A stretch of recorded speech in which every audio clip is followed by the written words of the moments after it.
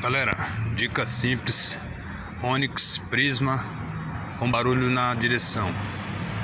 A dica simples mesmo. Aqui na coluna de direção, na parte de baixo, quando você gira o volante, ele fica fazendo barulho. O que está acontecendo? Ele tem essa coluna escamoteável, né? O que acontece?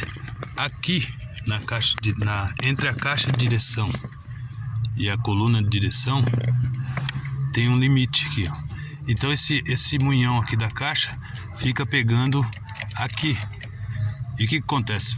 Basta você pegar, soltar este parafuso e este parafuso aqui de cima, você jogar um pouquinho para cima, apertar e gira a direção para todos os dois lados, e você vai ver que vai sumir o barulho, tá bom? Só isso.